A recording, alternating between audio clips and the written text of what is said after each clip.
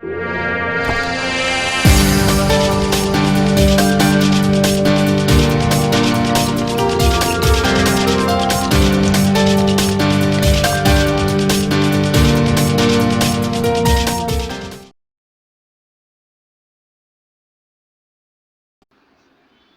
Friends, welcome to my YouTube channel technical highway. I hope कि आप लोग अच्छे होंगे।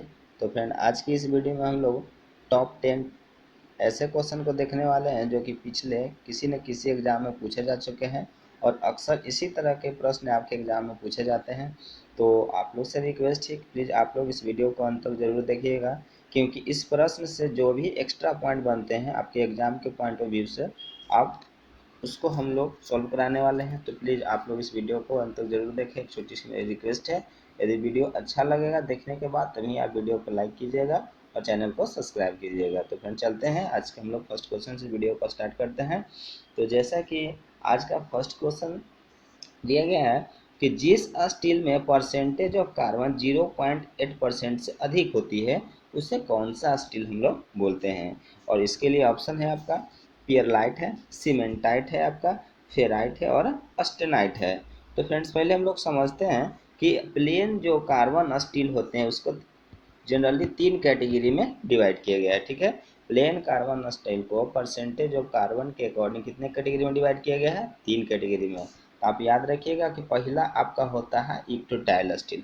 ठीक है, फर्स्ट होता है आपका इक्विटोटाइल स्टील, सेकेंड होता है आपका हाइपो इक्विटोटाइल स्टील और लास्ट होता है आपका हाइपर। ठीक है, तो इक्विटोटाइल स्टील में हम लोग परसेंटेज ऑफ कार्बन जस्ट 0.8% तक ही रखा जाता है। ठीक है, और आपका हाइपो इक्विटोटाइल स्टील है जिसमें परसेंटेज ऑफ कार्बन आपका 0.8 से कम या 0.8% तक रखा जाता है। और लास्ट है आपका हाइपर, हाइपर में 0.8 से आपका अधिक हो जाएगा। ठीक है, तो इस तरह से जनरली हम लोग देखें कि कितने कैटेगरी में प्लेन कार्बन स्टील को डिवाइड किया है? 3 कैटेगरी में। अब उसके अकॉर्डिंग फिर जो अलग अलग स्टील को टेम्परेचर पर गर्म किया गया तो वहाँ से फिर अलग अलग स्टील की प्राप्ति होती है, जिससे ही एक क्वेश्चन आप लोग को पूछ लिया गया है यहाँ कि जिस स्टील में 0.8 से अधिक होती है तो उसे क्या बोलते हैं। तो फ्रेंड, इसका जो सही आंसर हो जाएगा उसे हम लोग सीमेंटाइट बोलते हैं। ठीक है, अब हम लोग समझते हैं कि पियरलाइट क्या होता है, परसेंटेज ऑफ कार्बन इसमें कितना होता है। तो बोलता है कि जिस स्टील में परसेंटेज ऑफ कार्बन 0.8% तक होती है। ठीक है, जिस स्टील में परसेंटेज ऑफ कार्बन 0.8% तक होती है, ठीक है, उसे हम लोग इक्विटोटाइल स्टील बोलते हैं या इसी को हम लोग पियरलाइट स्ट्रक्चर बोलते हैं। याद रखिएगा। तो उम्मीद करते हैं कि ये भी आपका ऑप्शन क्लियर हुआ होगा। और थर्ड ऑप्शन है आपका फ्रेंड्स फेराइट। ठीक है, हम लोग समझते हैं कि फेराइट क्या होता है, इसमें कितना परसेंटेज ऑफ कार्बन होता है। बोलते हैं कि जिस स्टील में परसेंटेज ऑफ कार्बन 0.08% से 0.025% तक परसेंटेज ऑफ कार्बन की मात्रा होती है उससे हम लोग फेराइट बोलते हैं। और लास्ट ऑप्शन है फ्रेंड्स आपका अस्टेनाइट। अस्टेनाइट समझिए कि क्या है। तो बोलता है कि जब प्लेन कार्बन स्टील को अपर क्रिटिकल टेम्परेचर से, कहा फ्रेंड्स, अपर क्रिटिकल टेम्परेचर पर गर्म किया जाता है तो उसके इंटरनल जो स्ट्रक्चर होते हैं पूरी तरह से चेंज हो जाते हैं। फिर उसको ठंडा करने के बाद जो मेरा स्ट्रक्चर की प्राप्ति होती है, मतलब जो नया स्ट्रक्चर बनता है, उसे हम लोग क्या बोलते हैं? अस्टेनाइट बोलते हैं। फिर से मैं एक बार रिपीट कर रहा हूँ कि प्लेन कार्बन स्टील को अपर क्रिटिकल टेम्परेचर पर गर्म करने के बाद उसकी इंटरनल स्ट्रक्चर पूरी तरह से आपस में चेंज हो जाते हैं। उससे उसके बाद जो नए स्ट्रक्चर की प्राप्ति होती है उसे हम लोग क्या बोलते हैं? अस्टेनाइट बोलते हैं। तो उम्मीद करते हैं फ्रेंड्स कि आपका ये चारों ऑप्शन क्लियर हुए होंगे और आपको पूरी अच्छी तरह से समझ में आया होगा। तो फ्रेंड, चलते हैं हम लोग अगले क्वेश्चन की तरफ। और आपका अगला क्वेश्चन है कि समान प्रयोग में लाए जाने वाले नट बोल्ट पर प्रायः कौन सी थ्रेड कटी होती है। मतलब कि जनरली जो हम लोग नट बोल्ट का प्रयोग करते हैं उसमें कौन सा थ्रेड कटा होता है। इसके लिए आपका ऑप्शन दिया गया square thread, V thread, trapezoidal thread और इनमें से कोई नहीं। तो फ्रेंड, इसका जो सही आंसर हो जाएगा आपका option number B right answer हो जाएगा कि वी थ्रेड का प्रयोग ज़्यादातर किया ही जाता है। अब हम लोग समझते हैं कि स्क्वायर थ्रेड क्या होता है, इसका यूज क्या होता है, इसका एंगल क्या होता है। तो फ्रेंड, स्क्वायर थ्रेड का ज़्यादातर यूज हम लोग हैवी ड्यूटी, ठीक है, हैवी ड्यूटी लिफ्टिंग जो इक्विपमेंट होते हैं वहाँ काटा जाता है, या पावर प्रेस में होता है, और आपका हो जाता है मशीन के स्पिंडल में ज़्यादातर इसका प्रयोग किया जाता है, स्क्रू जैक में प्रयोग किया जाता है, जिसका एंगल आपका रखा जाता है। अगला है आपका ट्रेपीजोडियल थ्रेड। तो फ्रेंड ट्रेपीजोडियल थ्रेड का प्रयोग जनरली मशीन शॉप में किया जाता है एक पार्ट्स को दूसरे पार्ट्स पर इंगेज और डिसंगेज करने के लिए, जिसका एंगल आपका 30 डिग्री रखा जाता है। और जैसे कि एकमे थ्रेड अंतर्गत है आपका ट्रेपीजोडियल थ्रेड के, मतलब कि एकमे थ्रेड को हम लोग बोल सकते हैं कि it is a form of trapezoidal thread, जिसका पॉइंट एंगल आपका 29 डिग्री होता है, जो कि प्रायः आपका कहाँ रहता है, लेथ मशीन के लीड स्क्रू को मेरा एकमे थ्रेड काटा जाता है, जिसका एंगल 29 डिग्री होता है। तो उम्मीद करते हैं फ्रेंड्स कि आप लोग का सेकंड क्वेश्चन भी अच्छा से क्लियर हुआ होगा। और अगला क्वेश्चन हम लोग देखते हैं, क्वेश्चन नंबर 3 बोलता है कि ग्लास सरफेस प्लेट की शुद्धता होती है। मतलब कि सरफेस प्लेट जो होते हैं जनरली कई प्रकार के मटेरियल से बनाया जाता है, जैसे कि कास्ट आयरन से बनाए जाते हैं, ग्लास से बनाए जाते हैं, ग्रेनाइट से बनाए जाते हैं ना, इस तरह से बनाए जाते हैं, लेड से भी बनाए जाते हैं। तो उसी में से पूछा है कि जो ग्लास सरफेस प्लेट होती है उसकी शुद्धता क्या होती है। तो याद रखिएगा फ्रेंड्स कि इसकी शुद्धता जो होती है 0.004 mm से लेकर 0.008 मिलीमीटर तक ही होते हैं। और आपका जो लिखा गया है कि केवल 0.005 मिलीमीटर होता है, ये किसका आपका सरफेस प्लेट की शुद्धता होती है। तो याद रखिएगा कि क्लोज ग्रेन कास्ट आयरन से बना हुआ सरफेस प्लेट जो ए ग्रेड का होता है, कौन सा ग्रेड, जो ए ग्रेड का सरफेस प्लेट होता है उसी का शुद्धता आपका 0.055 मिलीमीटर होता है, सॉरी 0.005 मिलीमीटर होता है। तो उम्मीद करते हैं कि भी आप लोग का क्लियर हुआ होगा। हम लोग चलते हैं अगले क्वेश्चन की तरफ। और आपका अगला क्वेश्चन है कि अमेरिकन नेशनल थ्रेड को सेलर थ्रेड भी करते हैं, ठीक है, जिसका रूट और क्रस्ट होते हैं क्या गोलाई में होते हैं, चपटे होते हैं, अर्धवृत्ताकार होते हैं या स्क्वायर होते हैं। तो फ्रेंड इसका जो अमेरिकन नेशनल थ्रेड का चपटे होते हैं, रूट और क्रस्ट कैसा होते हैं, चपटे होते हैं, याद रखिएगा। और जो अर्धवृत्ताकार होता है फ्रेंड्स वो आपका ट्रेपीजोडियल थ्रेड का होता है, सॉरी सॉरी आपका नकल थ्रेड का जो होता है रूट एंड क्रस्ट आपका अर्धगोलाकार होता है। और जो स्क्वायर थ्रेड होता है आपका, चलते हैं फ्रेंड्स आपका अगले क्वेश्चन की तरफ। यहाँ से क्वेश्चन याद रखिएगा कि सेलर थ्रेड का जो एंगल होता है आपका 60 डिग्री रखा जाता है। नेक्स्ट क्वेश्चन देखते हैं। नेक्स्ट क्वेश्चन है कि इनमें से कौन सा ज्योमेट्रिकल टॉलरेंस फॉर्म ग्रुप में आते हैं। क्या फ्रेंड्स, फॉर्म ग्रुप में कौन से आते हैं, क्या फ्लैटनेस आते हैं, पैरेललिज्म आते हैं, स्क्वायर आते हैं या पोजीशन आते हैं। तो फ्रेंड इसका जो सही आंसर हो जाएगा आपका फ्लैटनेस हो जाएगा। क्या हो जाएगा फ्रेंड्स, आपका फ्लैटनेस हो जाएगा। देखिए जनरली जो आपका ज्योमेट्रिकल टॉलरेंस है उसको निम्नलिखित 3 कैटेगरी में आपका डिवाइड किया गया है, ठीक है, याद रखिएगा कितने 3 कैटेगरी में डिवाइड किया गया है।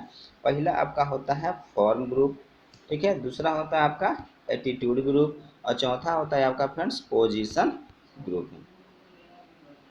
तो हम लोग देखते हैं कि फॉर्म ग्रुप में कौन कौन सा आता है। तो आप याद रखिएगा स्ट्रेसनेस आता है, ठीक है, आपका फ्लैटनेस आता है, आपका राउंडनेस आता है, और आपका कंसंट्रेसिटी आता है, और आपका प्रोफाइल लाइन आता है, और आपका सरफेस प्रोफाइल आता है। इसको आप नोट कर सकते हैं कि ये जो मेरा डाटा है आपका फॉर्म ग्रुप में आता है। तो इसी में से आपका क्वेश्चन पूछा गया था कि ज्योमेट्रिकल टॉलरेंस फॉर्म ग्रुप में कौन आते हैं, तो आपका फ्लैटनेस आता है, जो कि इसका सिंबल ए फ्रेंड्स।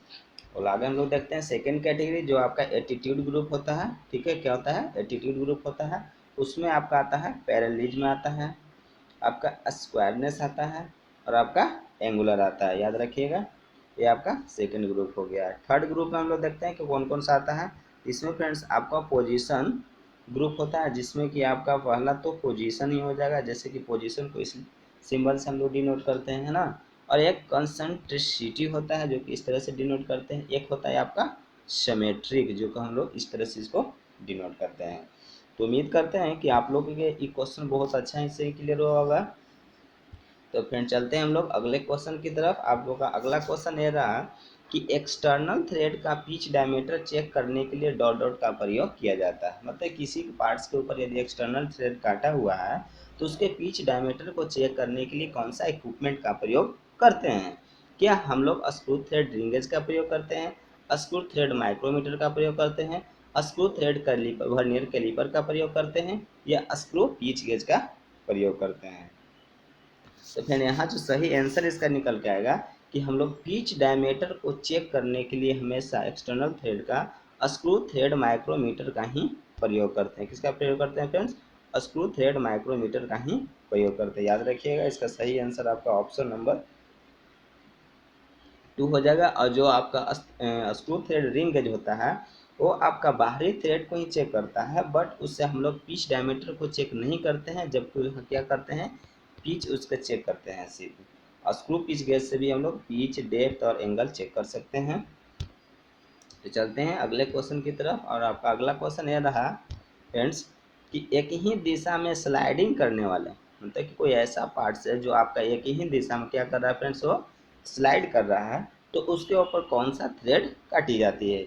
क्या आपका बट्रेस थ्रेड काटा जाता है, ट्रेपीजोडियल थ्रेड काटा जाता है, वी थ्रेड काटा जाता है, या सातूथ थ्रेड काटा जाता है? तो फ्रेंड्स इसका सही आंसर जो आपके निकल के आएगा कि हाँ, हम लोग सातूथ थ्रेड काटते हैं। बहुत सारा इसका फ्रेंड्स आंसर दे सकते हैं कि बटर थ्रेड होता है, नहीं है। बटर थ्रेड आपका वन साइडेड, आपका क्या होता है, वन साइडेड लोडेड के लिए होता है, ठीक है। एक तरफा लोड के लिए प्रयोग में हम लोग बटर थ्रेड का प्रयोग करते हैं, बट एक तरफा स्लाइडिंग सरफेस के लिए हम लोग सातूथ थ्रेड का प्रयोग करते हैं, जिसका पॉइंट एंगल आपका 30 डिग्री रखा जाता है। उम्मीद करते हैं कि क्वेश्चन भी आप लोग के क्लियर हुए होंगे। और चलते हैं अगले क्वेश्चन की तरफ फ्रेंड्स। और आपका अगला क्वेश्चन है कि इंस्पेक्शन सरफेस प्लेट की शुद्धता क्या होती है? तो फ्रेंड इसका जो सही आंसर हो जाएगा कि 0.001 इंच से लेके 0.0025 मिलीमीटर इसका इंस्पेक्शन सरफेस प्लेट की शुद्धता होती है। देखिए, जनरली सरफेस प्लेट को 3 कैटेगरी में डिवाइड किया गया है अकॉर्डिंग टू एक्यूरेसी, ठीक है। एक होता है आपका वर्कशॉप सरफेस प्लेट, दूसरा होता है आपका इंस्पेक्शन सरफेस प्लेट, और तीसरा होता है आपका मास्टर सरफेस प्लेट। याद रखिएगा। तो जो आपका पहला ऑप्शन दिया गया है फ्रेंड्स, ये आपका वर्कशॉप सरफेस प्लेट की एक्यूरेसी है, दूसरा है जो आपका इंस्पेक्शन सरफेस प्लेट की एक्यूरेसी है, और लास्ट जो आपको दिया गया है और मेरा मास्टर सरफेस प्लेट की एक्यूरेसी दिया गया है। इसलिए आप क्वेश्चन को नोट कर सकते हैं, बहुत ही इंपॉर्टेंट क्वेश्चन है। और जो आपका लास्ट क्वेश्चन है फ्रेंड्स, ये आपका सरफेस प्लेट ए ग्रेड वाली सरफेस प्लेट जो आपका ए ग्रेड होता है उसका एक्यूरेसी होता है।